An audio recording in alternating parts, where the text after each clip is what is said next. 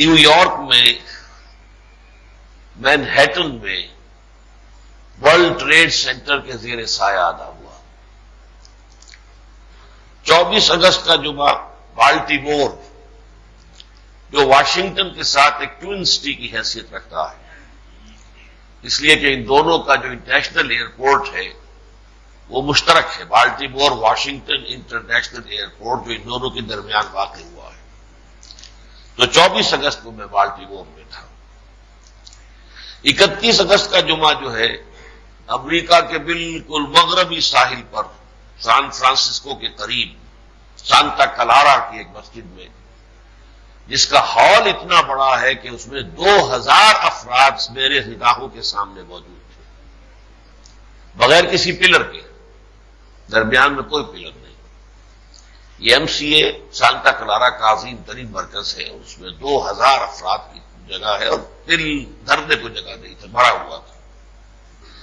اس کے بعد یہ کہ 7 ستمبر کا جمعہ جو ہے وہ میری بد نصیبی سے وہ سفر کی نظر ہو گیا، وہ میں ادا نہیں کر پایا۔ بہرحال اس کے بعد بھی آپ کے علم میں ہوگا، میں بتا گیا تھا آپ کو کہ امریکہ سے واپسی کے فوراً بعد مجھے ہندوستان جانا ہے۔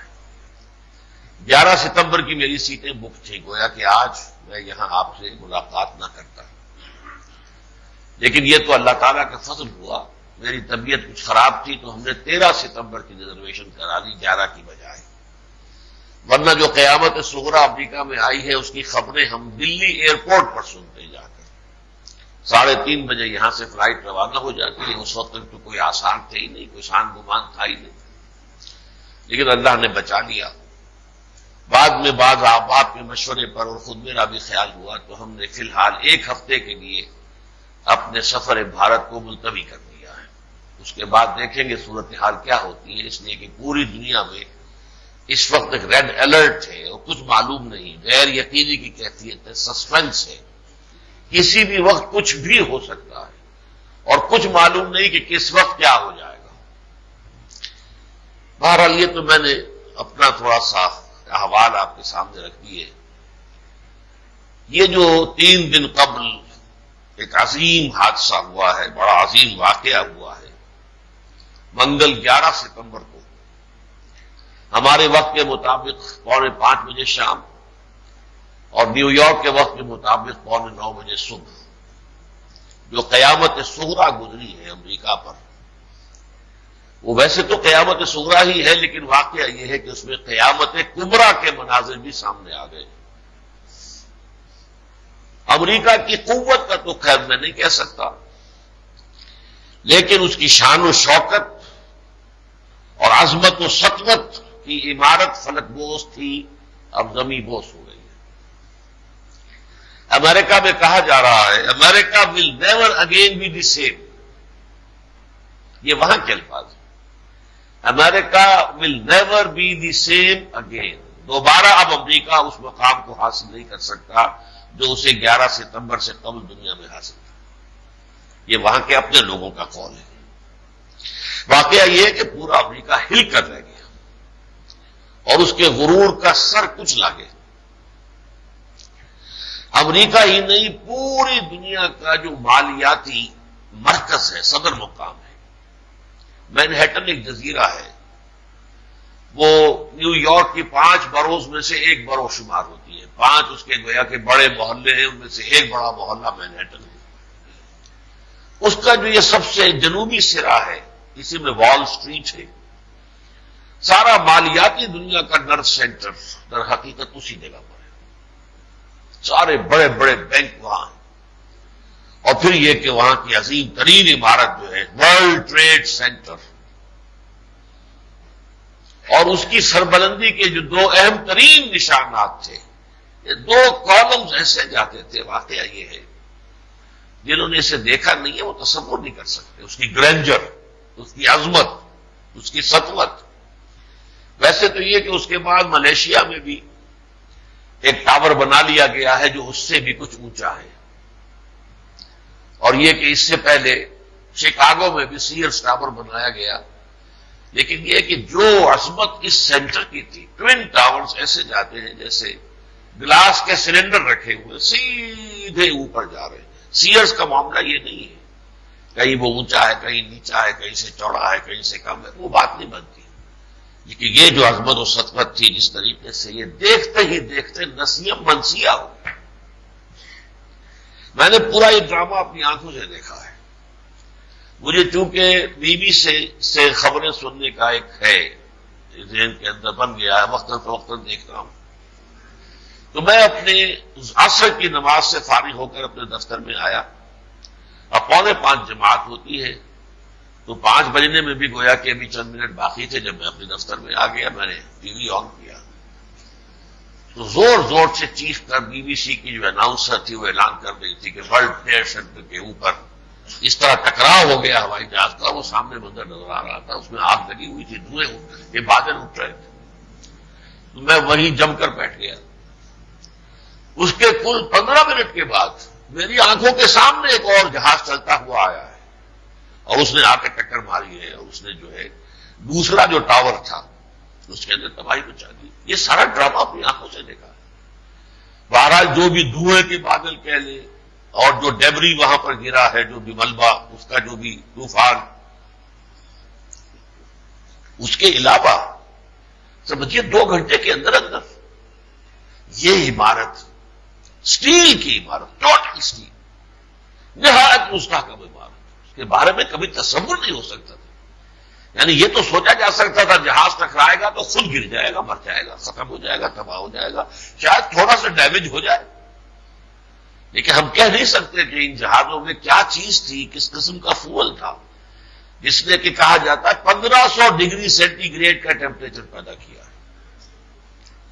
100 ڈگری سینٹی گریڈ پر پانی ابلتا ہے، 1500 ڈگری سینٹی گریڈ جس نے کہ اس لوہے کو پگھلا کر رکھ دیا ہے، اور میری نگاہوں کے سامنے وہ منظر ہے جیسے وہ عمارت بیٹھی ہے، بالکل جیسے کہ پتاشا گھل جاتا ہے پانی کے اندر یا پانی کا بلبلہ جو ہے وہ بیٹھ جاتا ہے۔ اس طور سے میں نے اس عظیم الشان عمارت کو نسیم منسیہ ہوتے دیکھا۔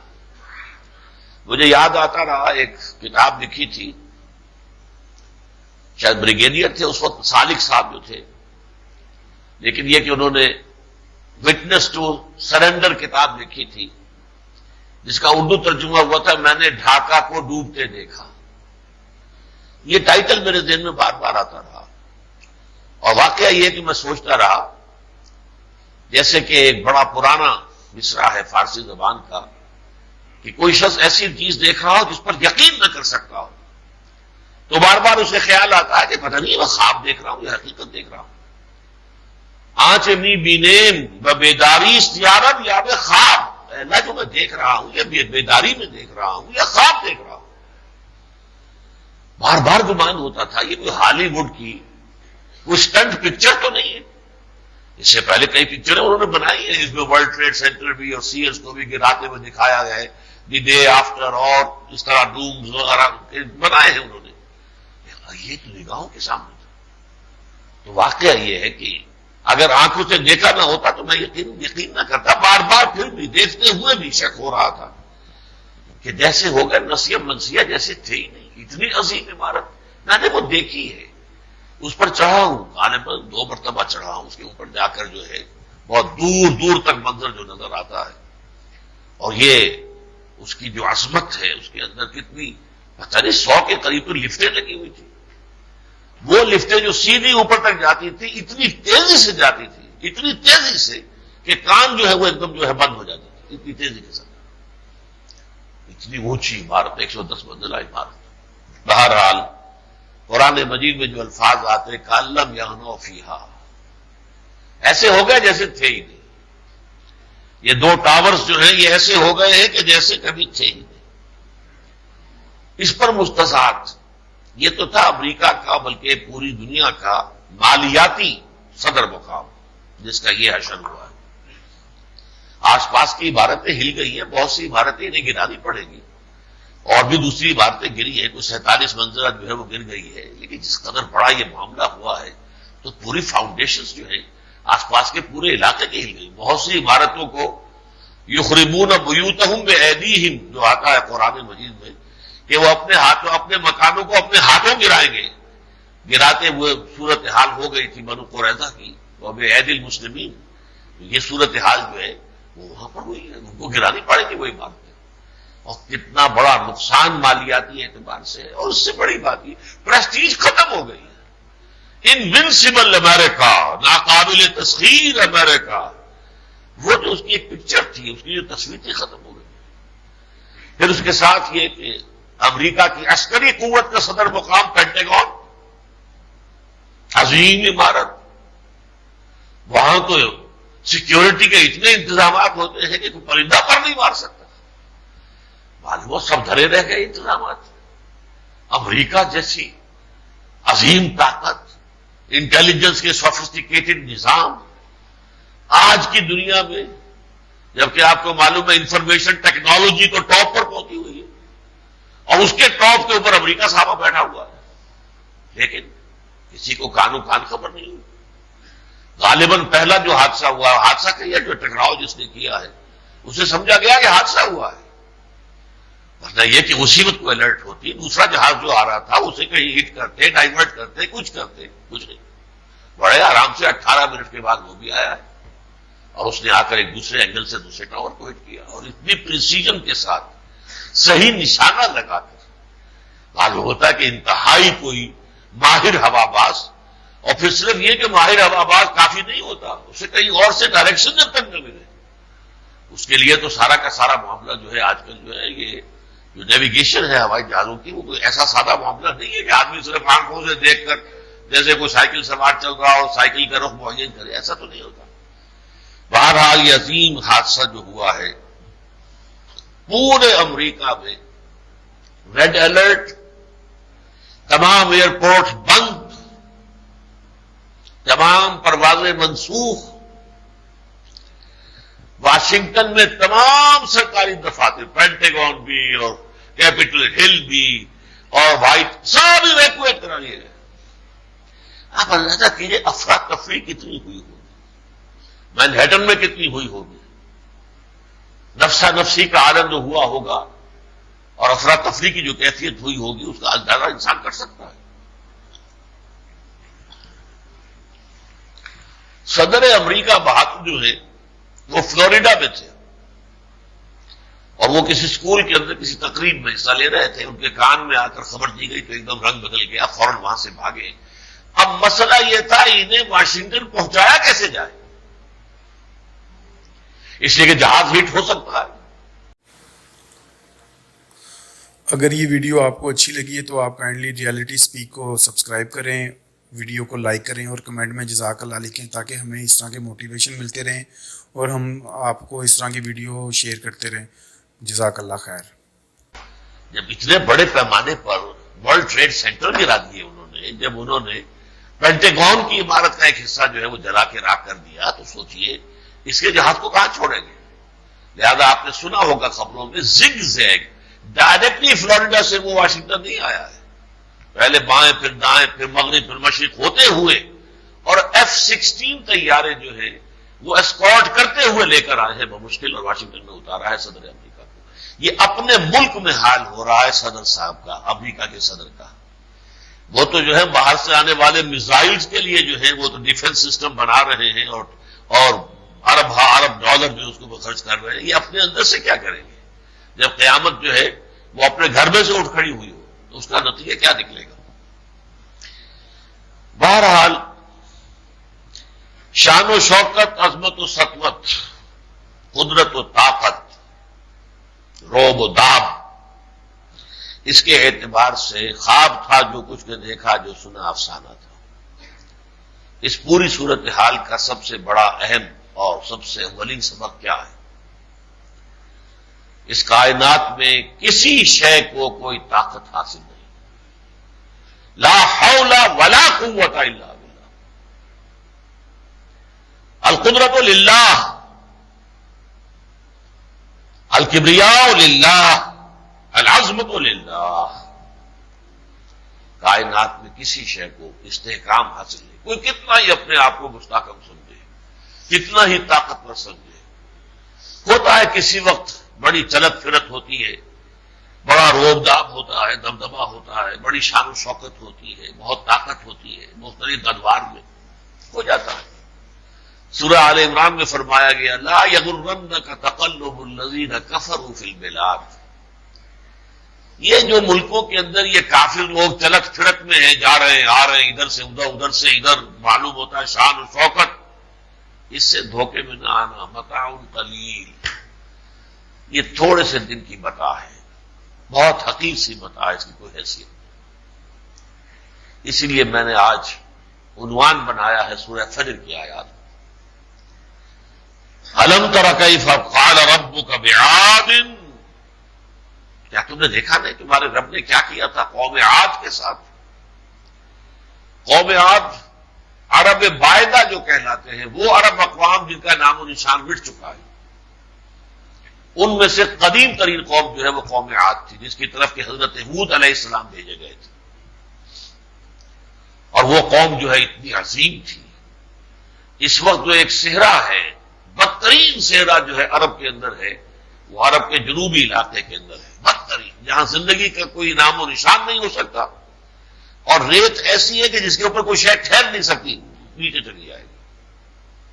اس جگہ پر ایک بہترین تمدن تھا، عالیشان قوم تھی، بہت سبزہ زار تھا، بہت یہاں پر جو ہے ہر طرح کی زرخیزی تھی، سطوت حاصل تھی قوم عاد کو، اور اس کا جو حکمران خاندان تھا ارم، اسی میں سے ایک شداد کہلاتا ہے جس نے کہ جنت بنائی تھی، جنت ارض، شداد کی جنت جو ہے یہ تو ایک محاورے کے طور پر استعمال ہوتی ہے، کہ اس قوم عاد ہی کا ایک بادشاہ تھا، اور اب جو ہے سیٹلائٹ کے ذریعے سے سراغ لگ چکا ہے کہ اس صحرا کی گہرائیوں کے اندر وہ شہر موجود ہے، اور اس شہر میں بہت اونچے اونچے ستون انہوں نے بنائے تھے، ارم ذات العماد، اس بڑے بڑے ستونوں والے ارم، یہ بتایا گیا کہ 30 ہیں بہت بڑے بڑے بہت اونچے ستون جو اب بھی موجود ہیں زیر زمین، صحرا کے نیچے اس کی پہنائیوں کے اندر۔ تو ارم ذات العماد التی لم یخلق مثلها فی البلاد، جیسے کہ اس سے قبل کہیں بھی پوری دنیا میں تعمیر نہیں کیے گئے تھے۔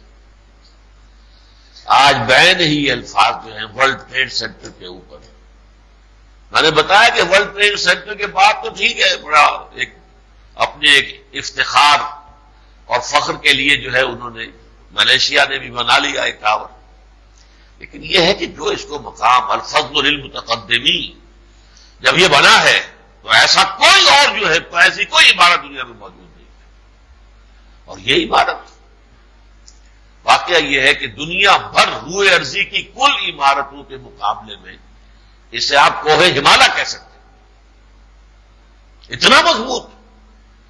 چنانچہ مجھے تو واقعہ یہ ہے کہ جب میں وہ منظر دیکھ رہا تھا تو مجھے سورہ نمل کی وہ آیت بار بار ذہن میں آتی تھی، وَتَرَى الْجِبَالَ تَحْسَبُهَا جَامِدَةً وَهِيَ تَمُرُّ مَرَّ السَّحَابِ، تم ان پہاڑوں کو دیکھتے ہو، تم سمجھتے ہو کہ یہ بڑے جمے ہوئے ہیں، بڑے ٹھوس ہیں، جامد ہیں، حالانکہ یہ ایسے چلیں گے جیسے بادل چلتے ہیں۔ وَهِيَ تَمُرُّ مَرَّ السَّحَابِ، اور سورۃ القارعہ میں جو فرمایا گیا ہے وَتَكُونُ الْجِبَالُ كَالْعِهْنِ الْمَنفُوشِ، پہاڑ ایسے ہو جائیں گے جیسے کہ دھنکی ہوئی اون ہوتی ہے۔ یہ منظر اپنی آنکھوں سے دیکھا ہے گناہ گار آنکھوں نے، جس طریقے سے کہ وہ جب ٹاور بیٹھا ہے اس کے بعد جو دھوئیں کے بادل، بالکل جیسے کہ ہوائی جہاز میں جب لوور لیول پر آتا ہے تو پھر بادل نیچے نظر آتے ہیں اور بادلوں کو چیرتا ہوا جہاز نیچے آتا ہے، وہ منظر تھا اس وقت کے جو ان ورلڈ ٹریڈ سینٹر کا کچھ نہیں بچا، اس کی بجائے صرف وہ ایک دھواں یا غبار جو ہے وہ رہ گیا۔ الم تر کیف فعل ربک بعاد ارم ذات العماد التی لم یخلق مثلها فی البلاد، اور یہ صرف عاد کا معاملہ نہیں، اس کے بعد قوم سمود کو بھی ایسے ہی سطوت و شان و شوکت عطا ہوئی تھی۔ وَثَمُودَ الَّذِينَ جَابُوا الصَّخْرَ بِالْوَادِ، انہوں نے وادی میں چٹانیں تراش تراش کر محل بنائے تھے۔ وَفِرْعَوْنَ ذِي الْأَوْتَادِ، اور وہ فرعون جس کا ڈنکا بج رہا تھا، جو سفر کرتا تھا، اس کی فوج چلتی تھی تو اس کے خیموں کے جو میخیں ہوتی تھی، کھوٹے، وہی نمونوں کتنے سینکڑوں اونٹوں کے پیٹھ پر یا گھوڑوں کی پیٹھ پر لدے ہوتے تھے، ذی الاوتاد، میخوں والا۔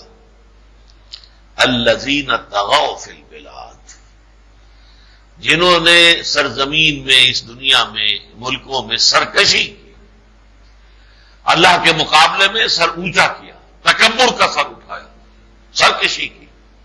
ہم خود حاکم ہیں. فرعون نے بھی کہا تھا انا ربکم الاعلی، میں تمہارا رب ہوں، حاکم ہوں.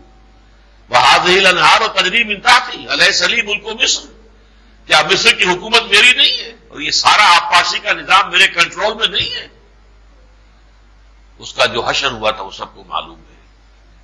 آج پورا امریکہ جس طریقے سے یہ مست ہاتھی کی طرح، چند سال پہلے خلیج کی جنگ کے فوراً بعد امریکہ کی مستی جو ہے، جیسے کہ شراب کا نشہ بہت چڑھ گیا ہو، وہ کیفیت ہو گئی تھی. امریکن ایئر فورس کا چیف آیا تھا کراچی میں، پاکستان ایئر فورس کے افسروں کو جمع کر کے اس نے جو تقریر کی تھی، اس کا ایک جملہ یہ بھی تھا کہ امریکہ اس وقت مست ہاتھی کے مانند ہے، جو اس کے راستے میں آئے گا کچلا جائے گا. یہ دھمکی دے کر گیا تھا ایئر فورس کا چیف پاکستان اس نشے میں. اور جب ان سے کہا گیا تھا کہ اخلاقی طور پر دیکھو، تم ہاں یہ کرتے ہو، یہاں یہ کرتے ہو، ایسٹ تیمور میں ریفرینڈم ہو سکتا ہے، کشمیر میں نہیں ہو سکتا، یہ کیا تمہارے اصول ہیں؟ ہم اخلاقی اصولوں کے پابند نہیں ہیں. ہمارے لیے ہماری مصلحتیں، ہمارے مفادات ہیں جو ہماری پالیسی طے کرتے ہیں. ڈنکے کی چوٹ کھلم کھلا کسی ملک کے اہم ترین لوگوں کے یہ بیانات ہیں. الذین طغوا فی البلاد فاکثروا فیہا الفساد. ہر جگہ پر جو ہے، افغانستان بیچارہ ویسے ہی بھوکا مر رہا ہے، ملک حال پتلا ہے، وہاں مانیٹرز آ جائیں گے. اسرائیل میں نہیں آ سکتے. اسرائیل کو کھلی چھٹی ہے، جس طرح چاہے وہ نہتے جو ہے فلسطینیوں کے اوپر جس طرح چاہے گولیاں برسائیں، F-16 دوڑائیں اوپر ان کے، ٹینک چڑھا دیں، جب چاہے ان کی عمارتیں گرا دیں، مکان گرا دیں، جو چاہے گرا دیں. ہمیں شک ہے کہ یہاں سے تخریبی کارروائی ہوتی ہے، شک ہے، اور اس شک کے اوپر جو ہے اتنے مکان، اتنی دکانیں گرا دی. الذین طغوا فی البلاد فاکثروا فیہا الفساد، جس کے نتیجے میں کہ پھر سرزمین میں، دنیا میں فساد پیدا ہوا. فصب علیہم ربک صوت عذاب، اللہ تعالیٰ کی رسی دراز تو ہے، لیکن یہ کہ بہرحال اندھیر نگری نہیں ہے. مہلت دیتا ہے، وقت دیتا ہے، تاکہ کسی فرد یا قوم کے اندر جتنی خباثت چھپی ہوئی ہے ساری ظاہر ہو جائے. اس کے بعد ایک دم رسی کھینچتا، جیسے کہ پھانسی کا تختہ جو ہے کھینچا جاتا ہے، بس ایک لمحے کا کام ہے. پھر اچانک اللہ تعالیٰ کا عذاب آتا ہے. فصب علیہم ربک صوت عذاب، ان تمام اقوام پر تمہارے رب کی طرف سے عذاب کے کوڑے پڑے. ان ربک لبالمرصاد، یقیناً اے نبی، اے محمد صلی اللہ علیہ وسلم، آپ کا رب گھات میں ہے، دیکھ رہا ہے، غافل نہیں ہے. کون کیا کر رہا ہے، کون کس چیز کا سزاوار ہو چکا ہے، کون کس انجام کا مستحق ہے. مرصاد، جیسے شکاری گھات میں بیٹھا ہوتا ہے، وہ مثال دی ہے یہاں پر. اللہ تعالیٰ ایسی قوموں کے لیے، ایسی قوتوں کے لیے گھات لگا کر بیٹھا ہوا ہے. اما الانسان اذا ما ابتلاه ربه، انسان کا ایک عجیب المیہ ہے، جب اس کا رب اسے آزماتا ہے، فاکرمہ ونعمہ، اسے دنیا میں عزت دے دیتا ہے، نعمتوں کی بارش کر دیتا ہے. فیقول ربی اکرمن، تو وہ کہتا ہے کہ میرے رب نے مجھے عزت دے دی. واما اذا مبتلاه فقدر علیہ رزقہ، جب آزماتا ہے اور رزق کی تنگی کر دیتا ہے، ناپ تول کے ساتھ دینا شروع کرتا ہے. یقول ربی اہانن، تو کہتا میرے رب نے مجھے ذلیل کر دیا. کلا، ہرگز نہیں.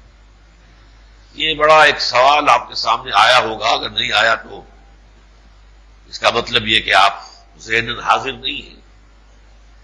یہ جو دو قول اللہ نے نقل کیے تنقیدی انداز میں، ان میں خرابی کیا ہے؟ کسی کو اللہ نے نعمتیں دی، دولت دی، عزت دی، اور اس نے کہا مجھے اللہ نے عزت دے دی، تو اس میں کیا برائی ہے؟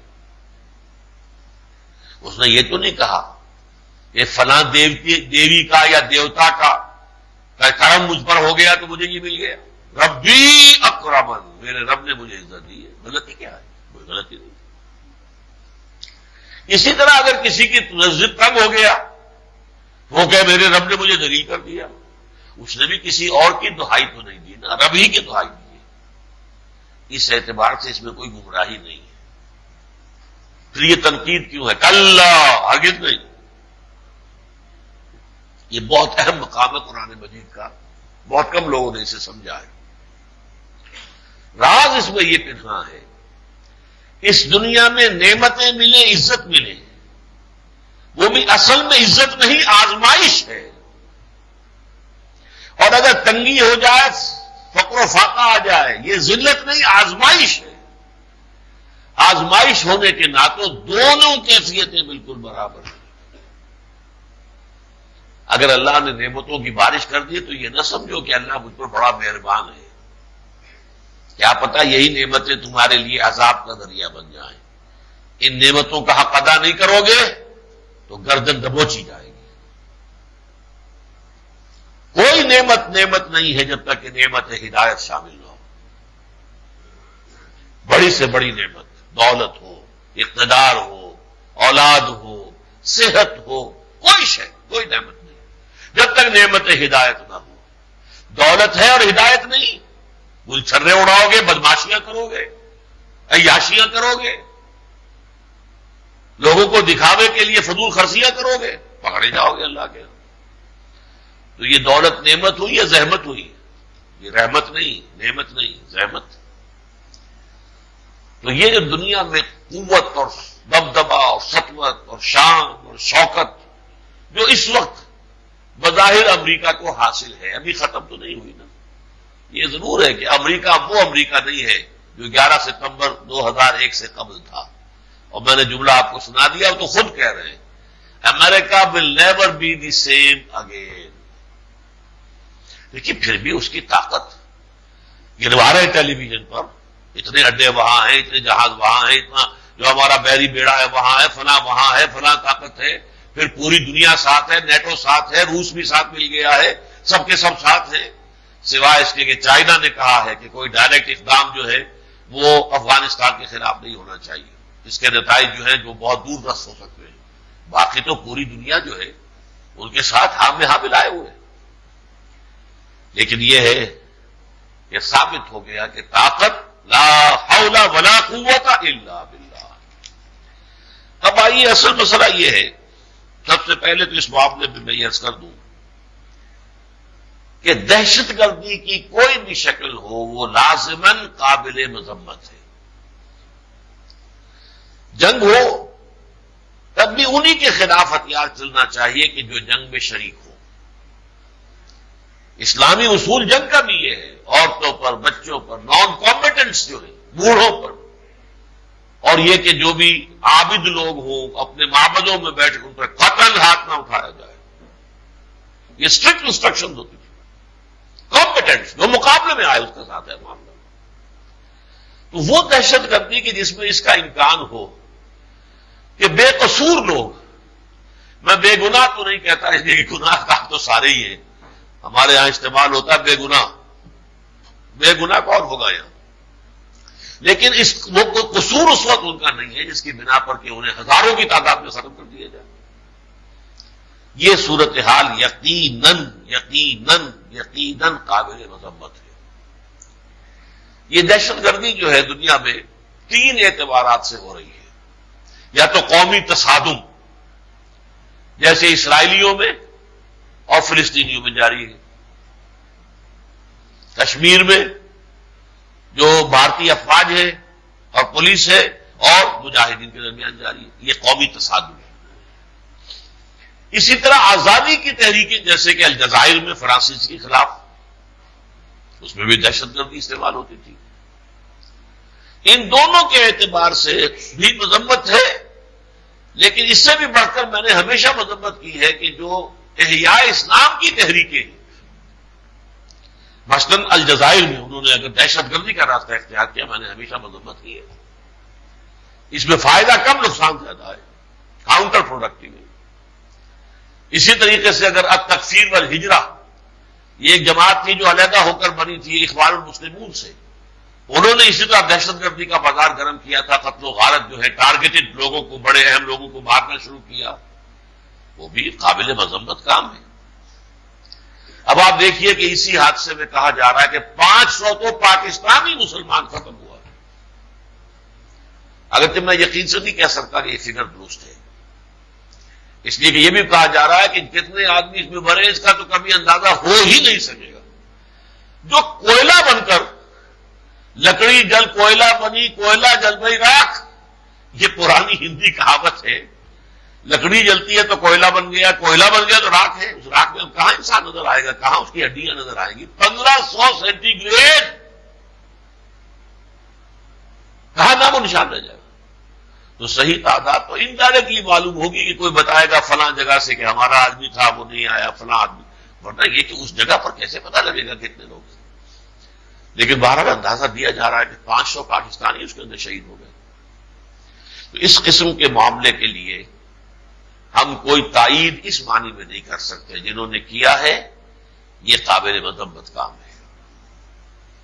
ہاں صرف ملٹری انسٹالیشنز کو جو بھی ہوتے، جو بھی ہے، میں اب تو بعد میں بحث کروں گا کہ کس نے یہ کارروائی کی ہے، جو فوجی تنصیبات ہیں ان کو ٹارگٹ بنایا جائے، لیکن یہ کہ شہری ٹارگٹس جن میں کہ عام لوگ ہیں، عام شہری ہیں، ان کو بنانا تو بہت ہی مذمت کے قابل شے ہے۔ اگرچہ اس کا ایک جواز بھی ہے، دہشت گردی کا ایک جواز بھی ہے۔ اگر کوئی ظالم اتنا طاقتور ہو جائے کہ مظلوم کے لیے کوئی اور راستہ چھوڑے ہی نہ، جسے آپ کہتے ہیں کسی کو دیوار سے لگا دیا جائے، تو وہ کیا کرے؟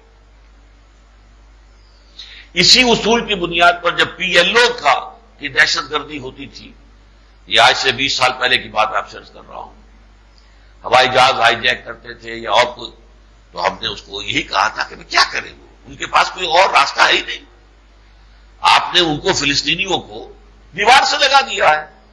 ڈیسپریٹ ہو کر انسان کچھ تو کرتا ہے نا۔ اس کے لیے پھر قرآن مجید میں بھی ایک اشارہ موجود ہے، 6 پارے کی پہلی آیت، لا يحب اللہ الجہر بالسوء الا من ظلم۔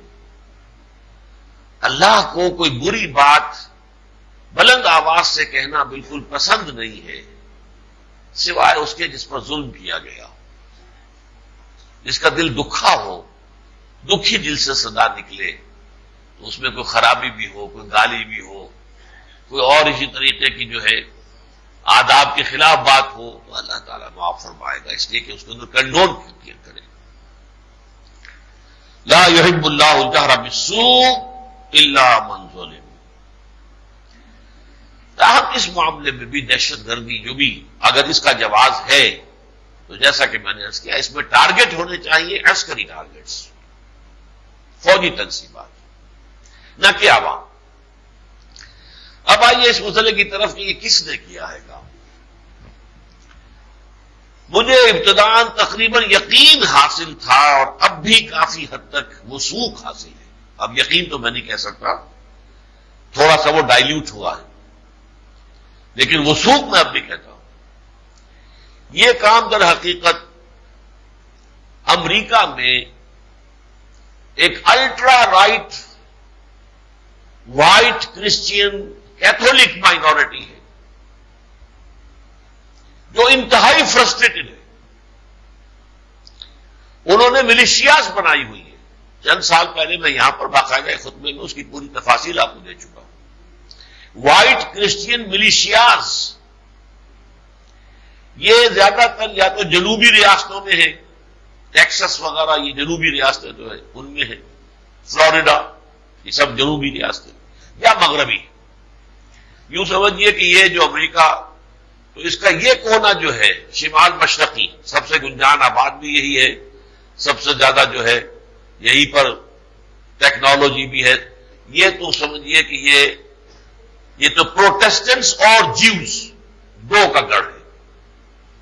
لیکن ادھر مغربی ساحل اور جنوبی ساحل، اس میں جو ہے رومن کیتھولکس، اور ان پروٹیسٹنٹس اور کیتھولکس کے درمیان بڑی شدید دشمنی ہے۔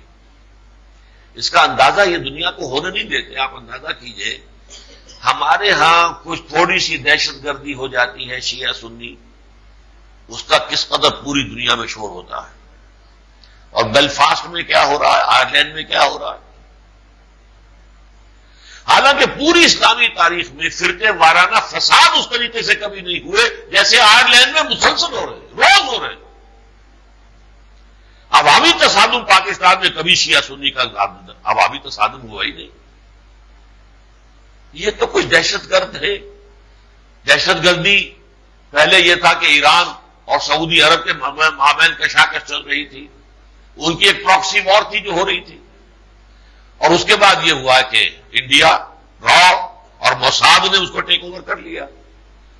انہیں بدلہ لینا ہے، جو کچھ ہم کشمیر میں کر رہے ہیں ان کے لیے ہم نے ناکوں چنے چبوائے ہوئے ہیں انہیں، اور 6 لاکھ من کی فوج جو ہے وہاں پر ہم نے مصروف رکھی ہوئی ہے، تو بدلہ لینا ہی لینا انہوں نے کور کے طور پر استعمال کیا۔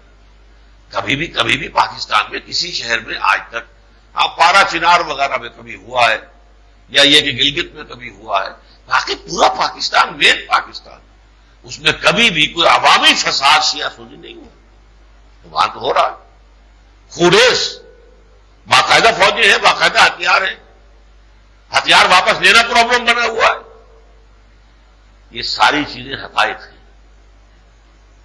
یہی وجہ ہے، یہ بات میرے علم میں آئی تھی کہ چند سال پہلے، کہ یہ جو وائٹ امریکن، وائٹ کرسچین ملیشیاز ہیں، رومن کیتھولکس، ان کو شدید شکایت ہے کہ جو پروٹیسٹنٹس ہیں امریکہ کے، اور وہ وہاں کی سیاست پر غالب ہیں، west white Anglo Saxon Protestants,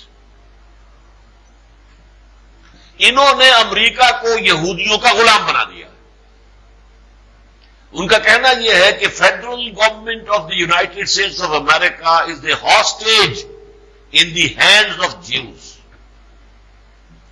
ان کا کہنا یہ ہے کہ ہمیں لبریشن کی ایک وار آف لبریشن لڑنی پڑے گی یہودیوں کے قبضے سے اپنے ملک کو آزاد کرانے کے لیے۔ برملا کہتے ہیں کہ ایک نیو سول وار، جیسے پہلے امریکہ میں سول وار ہو چکی تھی، ایسے ہی ایک سول وار دوبارہ ہوگی۔ یہ باتیں ہیں کہ جو وہاں عام ہیں، اور انہوں نے ہتھیار بھی جمع کیے ہوئے ہیں۔ انہی میں سے وہ شخص تھا جس نے کہ 1995 میں اوکلاہاما کی جو بلڈنگ تھی، فیڈرل بلڈنگ، چونکہ وہ مرکزی حکومت کی تھی اور فیڈرل گورنمنٹ کے خلاف ہے یہ، ان کا کہنا یہ ہے کہ انہوں نے اپنی ساورنٹی جو ہے امریکہ کی، وہ یہودیوں کے ہاتھوں نیلام کر دی ہے، اس لیے کہ جو ایشو آف کرنسی ہے، issue and control of currency, وہ حکومت کے ہاتھ میں نہیں ہے، بینکوں کے ہاتھ میں ہے، اور بینکرز یہودی ہیں۔ ان کی ناراضگی شدید ہے۔ اوکلاہوما بامبنگ کرنے والا وہ شخص جو ہے وہ اسی گروہ سے تھا، 200 آدمی مارے گئے تھے۔ اس وقت بھی فوراً شبہ ظاہر کیا گیا تھا مسلمانوں پر حملے شروع ہو گئے تھے غصے میں آ کر لوگوں کے، جیسے اب بھی ہو رہے ہیں امریکہ میں، بلکہ بیچارے سکھ بھی لپیٹ میں آ رہے ہیں، وہ بھی اپنی داڑھیوں کی وجہ سے مسلمان سمجھے جا رہے ہیں، وہ کہتے ہیں کہ ہمارا معاملہ نہیں ہے، لیکن وہ بھی مارے جا رہے ہیں، پٹائی ان کی بھی ہو رہی ہے۔ یہ سارا معاملہ اس وقت بھی ہو گیا تھا، لیکن اللہ کا بڑا فضل ہوا کہ بہت جلد وہ پکڑا گیا تھا، جسے ابھی پھانسی ہوئی ہے۔ اتنے سالوں تک اس کا مقدمہ چلتا رہا، حال ہی میں اسے آخری جو ہے پھانسی تو نہیں ہوئی، اسے تو بس جو ہے وہ ٹیکا لگایا گیا ہوگا، یا یہ کہ کرنٹ کے ذریعے سے وہ تو انسٹنٹینیس ڈیتھ ہوتی ہے، ہو گئی۔ انہوں نے ہی ایریزونا میں غالباً ایک ٹرین کو بھی گرایا تھا کھڈ کے اندر، پیسنجر ٹرین۔ یہ تخریبی کارروائیاں، یہ جو ultra right white Christian Roman Catholic militias ہیں، میرے نزدیک یہ کام پوری کا ہے۔ چنانچہ اب تبصرے ہو رہے ہیں وہاں پر، ان کے بڑے بڑے افسر یہ کہہ رہے ہیں کہ ہمیں یہ یقین ہے کہ ہائی جیکر کوئی بھی ہو، ان کی اصل سپورٹ انٹرنزک ہے، امریکہ کے اندر ہے سپورٹ، یہ باہر سے آنے والے یہ کام نہیں کر سکتے، یعنی کلیتاً ان کا کام یہ نہیں ہے جب تک کہ انہیں مکمل اور بھرپور سپورٹ جو ہے وہ امریکہ کے اندر سے حاصل ہو۔ بہرحال میری رائے تو یہ ہے کہ جس طرح کی یہ پلاننگ ہوئی، جس طرح کی ٹیکنالوجی استعمال ہوئی، جو سنکرونائزیشن ہوئی ہے عین وقت کے ایک ہی وقت میں وہ معاملات کا ہونا، پھر یہ کہ ایگزیکٹ ٹائم کے اوپر جو چیز جو ہے ہوئی ہے، جس طریقے سے کہ لا کر اسے، اب یہ بھی تو ہو سکتا تھا نا کہ جہاز آ کر ذرا سا کسی ایک کارنر سے ٹکراتا، جہاز کا ایک بازو اڑ جاتا، باقی جہاز نیچے گر جاتا، تھوڑی سی عمارت کو جو ہے تھوڑا سا نقصان پہنچ جاتا، بس سیدھا گھسا ہے اندر. یہ آسان کام تو نہیں، انتہائی ماہر. اور پھر سوچئے جنہوں نے یہ ساری پلاننگ کی ہے انہیں تو یہ معلوم تھا نا کہ جو بھی تباہی ہوگی پہلے تو ہمارے چیتڑے اڑیں گے نا. آخر جو بھی تھے وہ اسی کاک پٹ میں بیٹھے ہوئے تھے نا، اور جا کر ٹکر ماری اسی نے ماری ہے، اسی نوز نے جا کر ٹکر ماری ہے. تو ظاہر بات ہے کہ پہلا قیمہ تو انہی کا بنا. یہ سارے کام جو ہوئے ہیں تو اس سے اندازہ ہوتا ہے کہ یہ میرے نزدیک کسی مسلمان فنڈامنٹلسٹ گروپ کے پاس، کسی مسلمان ٹیررسٹ گروپ کے پاس یہ صلاحیتیں نہیں ہیں، ہرگز نہیں. یہ وسائل و اسباب نہیں ہیں، ان کی یہ سپورٹ جو ہے وہ موجود نہیں ہے امریکہ کے اندر کہ امریکہ سے بھی انہیں جو ہے پوری سپورٹ مل سکے. لہذا میرے نزدیک تو یہ کام جو ہے اب بھی، جیسا کہ میں نے عرض کیا، پہلے تو مجھے 100% یقین تھا، لیکن اب میں وثوق سے صرف کہہ سکتا ہوں کہ میرے نزدیک یہ انہی کی کارروائی ہے، واللہ اعلم. لیکن ایک دوسری خبر آج میں نے سنا ہے کہ جنرل حمید گل صاحب نے بھی یہ بات کہی ہے کہ یہ کارروائی اصل میں اسرائیل کی ہے. مجھے یہ ابھی ای میل آج ہی صبح ملا ہے کینیڈا سے، اور یہ بڑا چشم کشا ہے. اس میں یہ کہا گیا ہے A US military intelligence source revealed details of an internal intelligence memo that points to the Israeli Mossad intelligence service having links to the World Trade Center and Pentagon attacks. The intelligence source, who requested his name to be withheld, confirmed the internal US intelligence memo circulated 4 weeks ago described information that pointed to the threat of a covert Israeli operation on US soil to turn mass public opinion against Palestinian Arabs. یہ صورتحال بہت ہی سمجھ میں آنے والی ہے. اس وقت پوری دنیا میں رائے عامہ شدت کے ساتھ اسرائیل کے خلاف ہو چکی ہے. ڈربن میں ابھی جو ہو رہا تھا، بڑی مشکل سے امریکہ نے اپنا پورا زور صرف کر کے وہ الفاظ نکلوائے. کتنے دن تک، کتنے وقت تک تو وہ سسپینس میں رہی کانفرنس اسی وجہ سے کہ ریشسٹ اور ٹیررسٹ ریاست جو ہے وہ اسرائیل کو قرار دیا جائے ریزولوشن کے اندر. پوری دنیا میں اس لیے کہ انتفاضہ جو ہو رہا ہے وہاں پر، اور جو کچھ اس وقت کر رہی ہے اسرائیل کی حکومت، جس طرح یوں سمجھیے کہ پوری طرح اس نے ہاتھ اپنے کھلے چھوڑے، وہ جو چاہے کرے، کوئی پوچھنے والا نہیں. اس کی وجہ سے پوری دنیا میں ورلڈ اوپینین، خاص طور پر یورپ کا، امریکہ کا معاملہ ذرا مختلف ہے، لیکن یورپ کا جو ہے، کیونکہ وہاں پر بھی جو سینٹرل یورپ ہے اور ایسٹرن یورپ جو ہے، اس میں ویسٹ زیادہ نہیں ہے، اس میں پروٹیسٹنٹ زیادہ نہیں ہے، کیتھولکس زیادہ ہے. اور کیتھولکس جو ہے وہ اگرچہ پوپ نے جو ہے کسی درجے میں اسرائیل کو تسلیم بھی کیا اور کسی درجے میں سرنڈر بھی کر دیا ہے، لیکن کیتھولک جو عیسائیوں کے دلوں میں یہودیوں کے خلاف شدید نفرت ہے.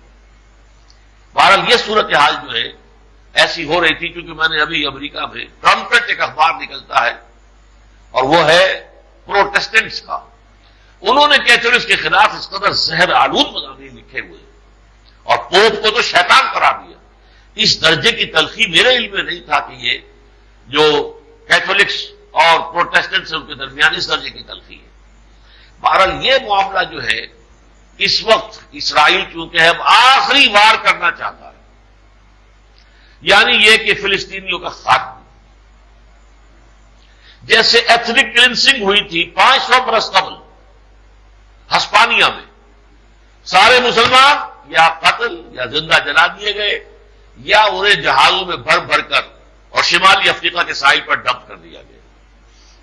وہ پلان اب اسرائیل جو ہے چاہتا ہے کہ اسرائیل کو، فلسطینیوں کو یا تو دھکیل دیا جائے اردن کے اندر، دریائے جارڈن کراس کریں اور جائیں دفع ہوں. وہ کہتے ہیں کہ اصل میں فلسطینی ریاست تو شرق اردن ہے، ہم اپنے سوائل کے اوپر کوئی فلسطینی ریاست تسلیم نہیں کر سکتے. وہ جس حد تک آ گئے تھے پیس ٹاکس میں اب وہ معاملہ گیا، وہ دور گیا، وقت گیا، چھوڑیے رات گئی بات گئی. اب تو وہ کہتے ہیں کہ کوئی سوال پیدا نہیں ہوتا اسرائیل میں کسی فلسطینی ریاست کے وجود کا. اب ظاہر بات ہے اتنا بڑا قدم اگر وہ اٹھائیں، اتنا بڑا کریک ڈاؤن اگر کرتے ہیں تو انہیں کچھ نہ کچھ ورلڈ سپورٹ کی ضرورت ہے. اور اس کے لیے پوری دنیا کے سامنے عربوں کو مجرم بنا کر کھڑا کر دینا، مسلمانوں کو مجرم بنا کر کھڑا کر دینا، پوری دنیا کی دشمنی عربوں اور مسلمانوں کی طرف ڈائریکٹ کر دینا، یہ یقیناً اسرائیل کا ایک اقدام ہو سکتا ہے. یا جیسا کہ میں نے عرض کیا، وائٹ کرسچین ملیشیا سے تعلق رکھنے والے امریکی لوگ، اور یا اسرائیل، اس لیے کہ اس ای میل میں گنوایا گیا ہے کہ ریکارڈ پر ہے کہ اسرائیل نے امریکہ کے خلاف بہت سے کام کیے ہیں. اس نے اٹیک کیا تھا کنگ ڈیوڈ ہوٹل پر، یو ایس ایس لبرٹی پر، murder of Scandinavian U N envoy, as well as espionage against the U S during the Jonathan Pollard case.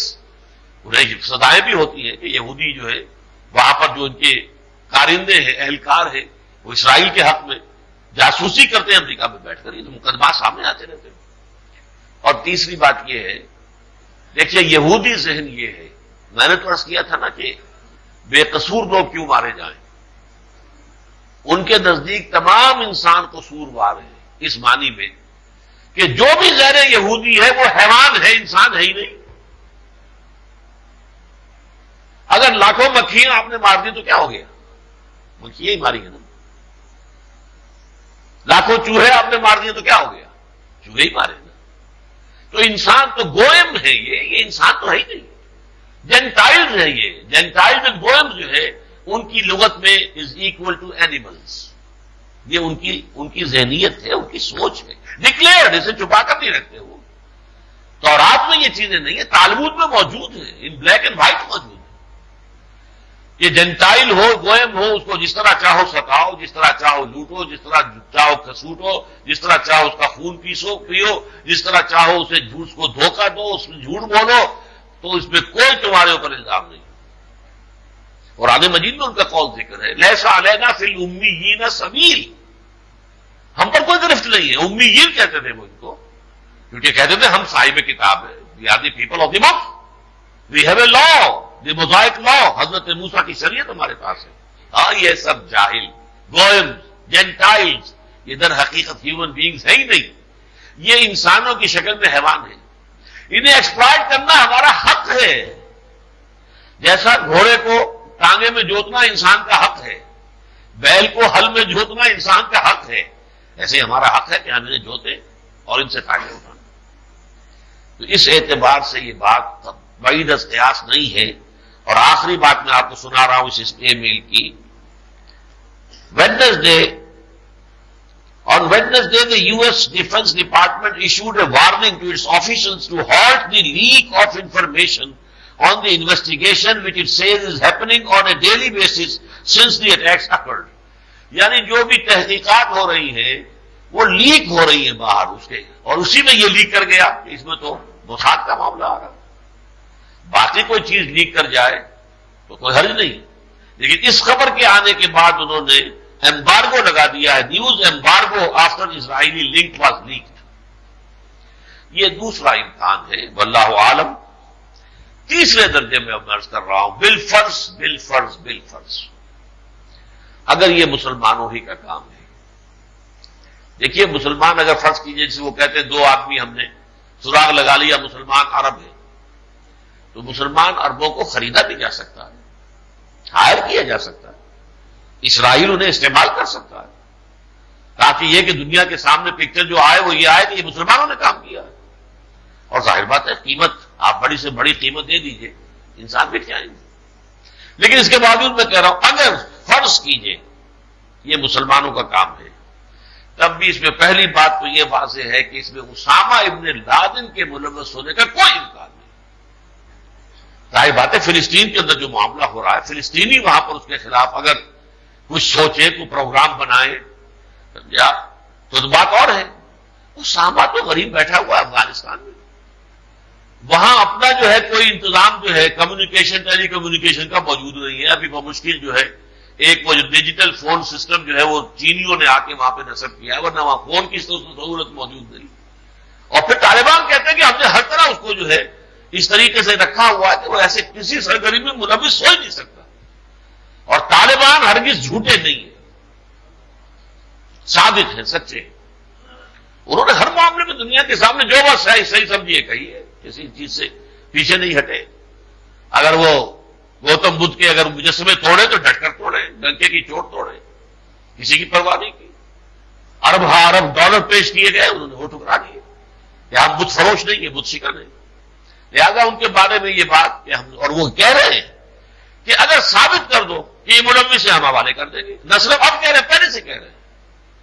پہلے سے ان کا موقف یہ ہے کہ اگر کوئی ثبوت جو اسامہ کے خلاف تمہارے پاس موجود ہو پیش کرو.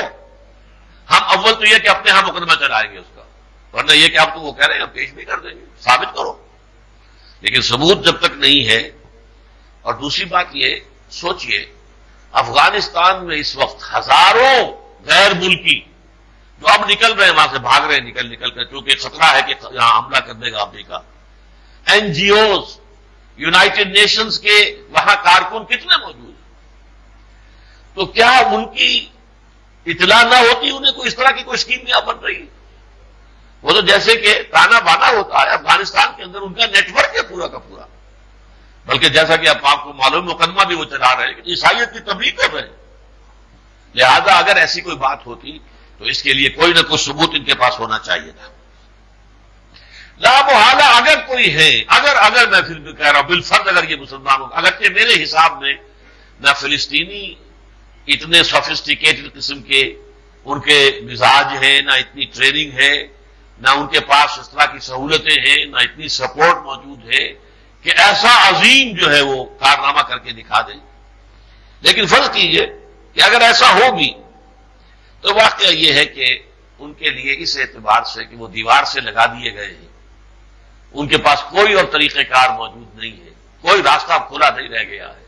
امریکہ 100% اسرائیل کی پشت پناہ ہے. پوری مغربی دنیا، عیسائی دنیا جو ہے اسرائیل کی پشت پر آ گئی ہے. کیا کریں؟ تو اس اعتبار سے اگر انہوں نے کیا ہے تو میں ایک بات عرض کر رہا ہوں کہ یہ سمجھ لینا چاہیے کہ پھر یہ معاملہ چھوٹا نہیں ہے. امریکہ کا باپ بھی ان کو ختم نہیں کر سکتا. اگر یہ لوگ اس درجے تک ماہر ہو گئے ہیں تو کون انہیں ختم کرے گا؟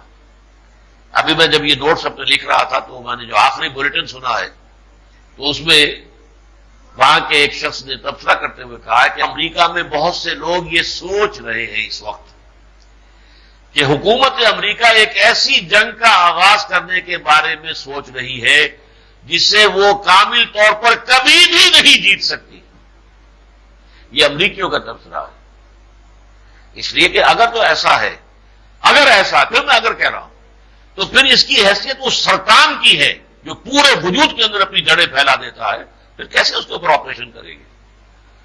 کتنے ملکوں کو ختم کرے گی؟ تہس تہس کر دیں کتنے ملکوں کو؟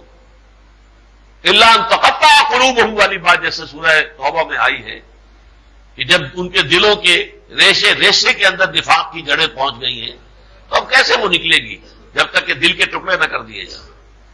اسی طرح سرطان کا جو آپ کو معلوم ہے کینسر پھیل گیا ہے، اب آپریشن نہیں ہو سکتا. کون کون سے جسم کے عضو کے اوپر جا کر آپریشن کریں گے؟ تو اگر یہ واقعتاً فلسطینی عربوں کا معاملہ ہے تو امریکہ کا باپ بھی ان سے نہیں نبٹ سکتا. پھر ان کے لیے ٹھیک ہے آپ عوامی سطح پر ریٹیلیٹ کر دیں، قوت کا مظاہرہ کر دیں، اپنی طاقت کا جو ہے ایک اس کی دوس بٹھانے کے لیے، لیکن جو لوگ جان دینے پر آ جائیں، منحصر مرنے پہ ہو جن کی امید، نا امیدی ان کی دیکھا چاہیے. فدائین کو کوئی شے روک نہیں سکتی جو مرنے کے لیے تیار ہو. جب جاپانی ہرا کری کرتے تھے اپنے ہاتھ سے خنجر جو ہے اپنے پیٹ میں گھونپ کر اوپر تک لے آتے تھے، پورا جسم پھاڑ کر ہرا کری، اور وہ ایسے بموں کے اندر بیٹھ کر جاتے تھے. بم ہے لیکن وہ ایسا ہے کہ اس کے اندر آدمی کی بھی سیٹ بنی ہوئی ہے، وہ سٹیئر کر کے لے کے جا رہا ہے تاکہ جو سمندری جہاز کھڑا ہوا ہے امریکہ کا اس کی چمنی کے اندر جا کر گرے. ادھر ادھر گرے گا تو تھوڑا بہت نقصان ہوگا، چمنی میں جائے گا تو چمنی جب برسٹ ہوگی تو پورا کا پورا جہاز جو اس کی کھیلیں اڑ جائیں گی، لیکن اسے معلوم تھا کہ سب سے پہلے تو میرا جو ہے ریزہ علیحدہ ہو جائے گا نا. یہ لوگوں نے کیا ہے، تاریخ میں ہے. اب جس طریقے سے انہوں نے کیا ہے، وہ 18 کہہ رہے ہیں، 24 کہہ رہے ہیں، فرض کیجئے یہ سب فلسطینی ہے، کسی کے پاس مصری پاسپورٹ ہے، کسی کے پاس فلاں یہ ہے. تو اگر کچھ لوگ جان دینے پر اس طرح آمادہ ہو جائیں اور یہ صلاحیت حاصل کر چکے ہوں جس کا کہ مظاہرہ ہوا ہے، اس پر عقلیں دنگ ہیں. امریکہ ششدر ہے، حیران ہے، اور وہ کہنے پر مجبور ہے کہ یقیناً انٹرنسک سپورٹ ہے انہیں بڑے پیمانے پر، تب یہ ہو سکا ہے. تو ظاہر بات ہے کہ پھر یہ جنگ امریکہ جیت نہیں سکتا. امریکہ کے لیے کرنے کا اصل کام کیا ہے؟ اسے اپنے گریبان میں جھانکنا چاہیے. آخر اگر عرب یہ کر رہے ہیں تو کیوں کر رہے ہیں؟ کوئی سبب ہے؟ ان کا دماغ خراب ہو گیا ہے؟ کیا ہمیشہ سے وہ ایسے ہی ہے؟ جیسے اب ہے، تیری محفل کبھی ایسی تو نہ تھی. یہ کیوں ہو گیا؟ اپنے گریبان میں جھانکے. عرب اسرائیل تنازع کے اندر جو ظلم کیا ہے 2000 سال سے قوم یہاں سے نکال دی گئی تھی. نکالنے والے نہ عرب تھے نہ مسلمان تھے. حضور کی آمد سے بھی 500 برس قبل نکال دی گئی. نکالنے والے رومنز تھے، ٹائٹس جنرل. سن 70 عیسوی میں یہاں سے نکال باہر کیا گیا. 2000 سال تک وہ ادھر سے ادھر گھومتی پھری ہے، اور اسے لا کر دوبارہ اس ملک کے اندر داخل کر دیا گیا. وہ ملک جو ہے کوئی صحرا نہیں تھا، کوئی بنجر نہیں تھا جسے سر نو آ کر آباد کر لے. ہرا بھرا ملک آباد، فلسطینی وہاں پر قوم آباد، مسلمانوں کا تیسرا قبلہ وہاں پر ہے. ان کی دینی حمیت اور غیرت جو ہے اس کا ایک تیسرا مرکز جو ہے وہ وہاں ہے. جس طریقے سے داخل کیا گیا ہے 1917 کا بالفور ڈیکلریشن. اس کے بعد یہودی آئے ہیں بائی ہک اور بائی کروک. انہوں نے خریدا بھی ہے. دولت کے انبار تھے موجود. مکان کسی نے پوچھا فلسطینی سے کتنا مانگتے ہو اس کے؟ انہوں نے کہا 2 لاکھ. اچھا 3 لاکھ دیتے ہیں لیکن کل ہی نکل جاؤ یہاں سے. اس کھیت کے کتنے مانگتے ہو؟ جتنے مانگے اس سے زیادہ لو نکل جاؤ. یہ بھی کیا، دھن سے بھی کیا، دھوس سے بھی کیا، زبردستی بھی بے دخل کیا، دھاندلی سے بھی کیا. لے کر آ گئے 2000 سال پرانی جو ہے دستاویزات. یہ مکان تو میرا تھا، میرے جد امجد کا تھا. تو یہ مکان، اور اسرائیلی عدالت نے ڈگری دے دی، ٹھیک ہے یہاں سے عرب نکل جائے. شہر تو پرانا ہے نا، وہ آج کا شہر تو نہیں ہے. حضرت سلیمان کے زمانے کا ہے. ایسے تباہ ہوا ہے ایک دفعہ بہت بری طریقے سے، دوسری مرتبہ اس طرح تباہ نہیں ہوا، نکال دیے گئے. بہرحال امریکہ کو سوچنا چاہیے کہ وہ اس معاملے میں دروغ بینی سے کام لے، اپنے اندر جھانکے، اپنی پالیسی جو ہے ظالمانہ کردار پر نظر ثانی کرے. لیکن شدید اندیشہ یہ ہے کہ امریکہ یہ روش اختیار نہیں کرے گا، بلکہ اسلام کی نشرت ثانیہ جس سے یہ گھبرا رہے ہیں، جو جہادی تحریکوں نے ان کی رات کی نیندیں جو ہے وہ حرام کی ہوئی ہے. مختلف ممالک میں جو مذہبی جو سینٹیمنٹ ہے، پاکستان میں حکومت سیکولر ہے، 100% سیکولر، امریکہ کی غلام، لیکن عوام کے اندر انہیں معلوم ہے کہ اس راہ کے اندر دبی ہوئی چنگاریاں موجود ہیں. لہذا اس کے لیے کوئی زوردار ضرب لگانا، آخری چوٹ لگانے کے لیے بہانے کے طور پر استعمال کرے گا امریکہ. یہ اندیشہ ہے شدید، اور اس کے لیے ٹارگٹ افغانستان نمبر 1، ایک ابھرتا ہوا اسلام کی نشرت ثانیہ کا ایک ابھرتا ہوا جو ہے سلسلہ ہے. اگر جم گیا، پاؤں جما گیا، تو ڈاکٹر جاوید اقبال بھی وہاں جا کر دیکھ کر آئے تو انہوں نے کہا کہ اگر 3-4 اور مسلمان ممالک میں وہی نظام قائم ہو جائے جو آج افغانستان میں ہے تو ساری دنیا مسلمان ہو جائے گی. اس کو کیسے برداشت کر سکتے ہیں؟ تو بہانے جو بھی ہو اس کو لیے استعمال کریں گے اگر تو تہس نہس بھی کر سکتے ہیں. اور اس سے بھی بڑی بات پاکستان کی ایٹمی صلاحیت. اور آج کہہ دیا ہے کسی نے اگر پاکستان نے ہمارا ساتھ نہ دیا تو ہم پورے کشمیر پر بھارت کا قبضہ تسلیم کر لیں گے. کشمیر کے لیے پوری جو ہے گرین لائٹ دے دی جائے گی، جاؤ کر لو فتح. اور پاکستان کی ایٹمی صلاحیت کو مفلوج کر دیا جائے گا. معاذ اللہ ثم معاذ اللہ ثم معاذ اللہ. اندیشہ ہے اور شدید ہے، خطرہ ہے اور واقعی ہے. اندری حالات افغانستان کے لیے تو شدید خطرات ہیں ہی، لیکن وہ قوم جو ہے اب ان خطروں کی عادی ہو گئی ہے. 15-20 لاکھ آدمی ان کے پہلے مر چکے ہیں. انہوں نے کھودنے شروع کر دیے ہیں مورچے، وہ تیاری کر رہے ہیں ہرچے بعد آباد جو بھی ہو سو ہو. اور یہ کہ بہرحال جب موت کے ساتھ کھیلنے کا انسان عادی ہو جائے تو موت کا خوف سرے سے نہیں رہا کرتا. اس کا مجھے ذاتی تجربہ ہے. ہلکا سا نقشہ ہم نے سن 47 میں دیکھ لیا تھا. دائیں بائیں آگے ادھر موت تھی، موت رقصاں تھی. تو خود ہمارے اوپر سے، میں تو ہائی اسکول کا طالب علم تھا، میٹرک کا امتحان پاس کیا ہی تھا، ابھی موت کا خوف ختم ہو گیا تھا. اس حوالے سے افغانستان کا معاملہ ایسا نہیں ہے. پاکستان اپنے مشکل ترین امتحان سے دوچار ہو جائے گا. ہمارے پاس نہ وہ ایمانی قوت ہے، بالخصوص ہماری حکومت کے پاس زیرو ہے. زیرو بھی نہیں، مائنس ہے. اس حوالے سے جو باتیں اس وقت کہہ رہا ہوں، میں اس لیے کہہ رہا ہوں ریکارڈ پر آ جائیں، شاید کہیں کہیں تک پہنچ بھی جائیں. پاکستان کے لیے اولین چیز جو لازمی ہے وہ یہ ہے کہ افغانستان کے خلاف کسی عسکری اقدام میں ایکٹیو سپورٹ تو کسی حال میں بھی نہ دے. نو ایکٹیو سپورٹ. جو بھی افغانستان کے خلاف اگر اقدام ہوتا ہے، اپنی زمین کو، اپنے پانیوں کو استعمال کرنے کی اجازت نہ دے. ہاں البتہ اگر اسامہ کے خلاف کوئی معین ثبوت پیش کر دے تو جیسے طالبان خود کہہ رہے ہیں کہ ہم حوالے کر دیں گے، لہذا اس کی گرفتاری کے اندر پاکستان مدد کرے تو کوئی غلط کام نہیں ہوگا اگر ثبوت پیش کر دیں. لیکن افغانستان کے خلاف کسی عسکری اقدام کا کوئی ایکٹیو سپورٹ پاکستان سے نہیں ہونی چاہیے. نمبر 2، ہمیں اپنی آزادی، خود اختیاری اور خصوصاً ایٹمی صلاحیت کا پورا تحفظ کرنا ہے.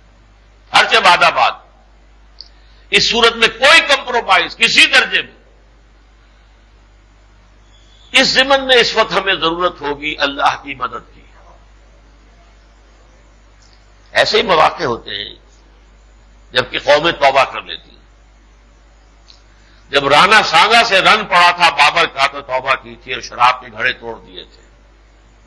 توبہ کی تھی اور اللہ نے فتح دے دی تھی.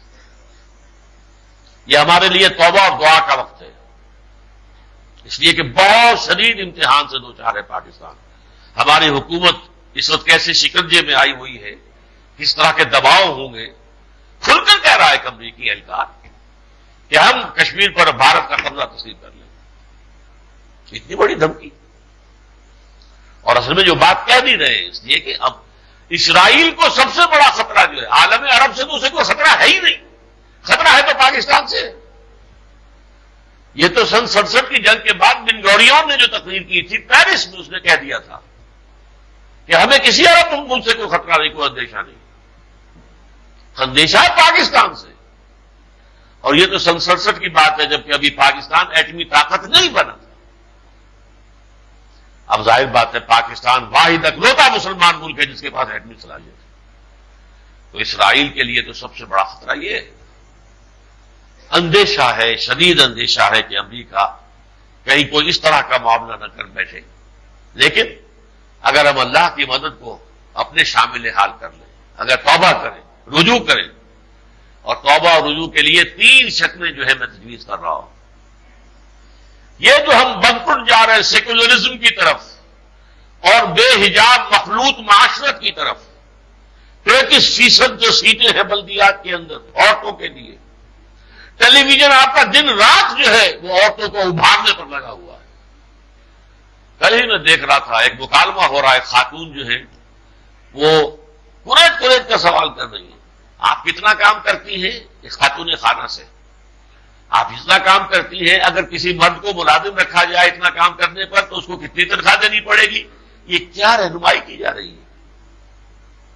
وہ سارا سوشل انجینئرنگ کا پروگرام جو ہے جو کہ یونائٹڈ نیشنز جنرل اسمبلی کا اجلاس کے اندر دیا گیا ہے، BG+5 کانفرنس کے اندر ہمارا ٹیلی ویژن جو ہے اس کی جو ہے پوری طریقے سے اس کا پرچار کر رہا ہے۔ گویا کہ عورت جو ہے اگر گھر کا کام کرتی ہے تو وہ بیچ طرف ہے مرد سے۔ صورتحال جو ہے اس مخلوط اور بے حجاب معاشرت کی طرف جو بڑھ جا رہے ہیں اور سیکولرزم کی طرف جو بڑھتے چلے جا رہے ہیں، بس پائی اختیار کریں، اعلان کرے کہ ہماری منزل اسلام کا نظام ہے، قرارداد مقاصد کے مطابق جو ہماری دستور کا جزو لازم ہے۔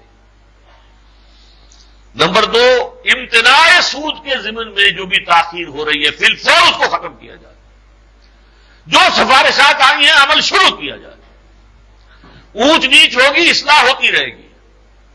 کسی بھی بڑے قدم میں ہوتا ہے، پہلا قدم کیا جاتا ہے تو بعد میں معلوم ہوتا ہے اس میں یہ خامی رہ گئی، یہ کمزوری ہے، ٹھیک ہے اصلاح کر لیں، لیکن اس کو روکا ہوا ہے۔ اور اب تو ڈنکے کی چوٹ کا یہ آسانی سے ہونے والی بات نہیں ہے، اس میں بڑا وقت لگے گا، یہ ہے اور وہ ہے۔ ہم پاکستان کو ختم نہیں کرنا چاہتے، سود کو ختم کرتے کرتے کہیں پاکستان ختم نہ کر بیٹھے، یہ باتیں کہی جا رہی ہیں۔ نمبر 3، اس مملکت خدا داد میں اللہ کی شریعت، اس کے قوانین کی تنفیذ کے ضمن میں اور اس کا اسموتھ پروسیس جاری کرنے کے لیے دستور میں جو بھی رکھنے ہیں، جو چور دروازے ہیں، جس کی وجہ سے دفعہ 227 جو ہے وہ بھی غیر مؤثر، دفعہ 2 الف بھی غیر مؤثر، شریعت کوڈ بھی غیر مؤثر، وہ سارے رکھنے بند کیے جائیں تاکہ ایک بڑے ہموار انداز میں شریعت کی تنفیذ کا معاملہ جب شروع ہو جائے۔ اور نمبر 4، دینی مدارس کے خلاف کسی اقدام کا خیال دماغ سے نکال دیا جائے، اس لیے کہ اگر یہاں دینی مدارس کے خلاف کوئی اقدام ہوا، اور نمبر 2، اگر طالبان کے خلاف امریکہ کے اقدام کی کوئی ایکٹیو سپورٹ کی گئی، لامحالہ پاکستان میں خانہ جنگی شروع ہو جائے گی۔ یہاں کی دینی طاقتوں کو اتنا آپ حقیر نہ سمجھیں، خانہ جنگی ہوگی، بڑی شدید خانہ جنگی شروع ہو جائے، ان دونوں چیزوں سے بچ کر رہا جائے۔ اور آخری بات عرض کر رہا ہوں ایک بہت بڑی کاش کے ساتھ، کاش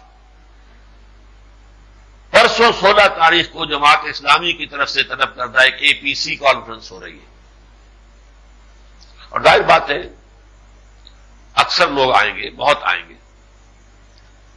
کاش کہ یہ کانفرنس بحالی جمہوریت ہی کو اپنا اصل ہدف بنانے کی بجائے ان نکات کو ہدف بنائے جو میں نے رکھے، شریعت کی تنفیذ کو ہدف بنائے، سود کے خاتمے کو ہدف بنائے، سیکولرزم اور بے حجاب مخلوط معاشرت کو جو ہے ہدف بنائے۔ کاش میں تو ظاہر بات ہے چونکہ سیاسی آدمی شمار نہیں ہوتا ہوں، مجھے تو دعوت نامہ بھی کوئی نہیں ہے، اور میں اپنی بات جو ہے بس آپ ہی کے ذریعے سے پہنچا سکتا ہوں کہ یہ سنہری موقع ہے اس وقت، اور پاکستان ایک ایسے دوراہے پر آ گیا ہے۔ یہ تو میں نے جو پچھلے سال سر کلنٹن صاحب تشریف لائے تھے تو میں نے تقریر کی تھی پاکستان دوراہے پر، اب یہ دوراہا جو ہے بڑے کریٹیکل مومنٹ پر آ گیا ہے۔ اس حوالے سے اگر اب بھی ہوش میں نہ آئیں دینی جماعتیں، اور خاص طور پر جماعت اسلامی جو اپنے آغاز کے اعتبار سے ایک انقلابی جماعت تھی، لیکن اسے انتخابی سیاست نے عشق نے غالب نکما کر دیا، ورنہ ہم بھی آدمی تھے کام کے، اچھی بھلی کام کی جماعت تھی، لیکن اس انتخابی سیاست میں اس نے اس کو نکما کر کے رکھ دیا ہے۔ اب ظاہر بات ہے کہ بحالی جمہوریت کے لیے تو سب جمع ہو جائیں گے، سب جمع ہو جائیں گے، لیفٹسٹ بھی ہوں گے، رائٹسٹ بھی ہوں گے، سیکولر بھی ہوں گے، مذہبی بھی ہوں گے۔ بحالی جمہوریت یہ تو نیلم پری اس دور کی ہے، تو سمجھتا ہے یہ آزادی کی ہے نیلم پری، دیو استبداد جمہوری قوام پائے کو، تو سمجھتا ہے یہ آزادی کی ہے نیلم پری۔ سب جمع ہو جائیں گے، نتیجہ کیا نکلے گا؟ جمہوریت بحال ہوگی مائنس اسلام پہ۔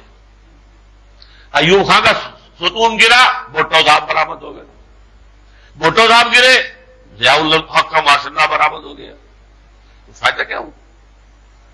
اسلام کے لیے مہم چلائیں۔ کاش آپ میں سے کسی کو جماعت اسلامی کے کسی بھی اہم آدمی سے اگر کوئی راہ و رسم ہے، کوئی میل جول ہے، کوئی الیک سلیک ہے، تو خدا کے لیے یہ بات جو ہے ان تک پہنچائیے کہ اللہ کے بندوں کرنے کا کام یہ ہے، جو طاقت اللہ نے دے رکھی ہے اسے ادھر صرف کرو، اقول قولی ھذا واستغفر اللہ لی ولکم ولسائر المسلمین والمسلمات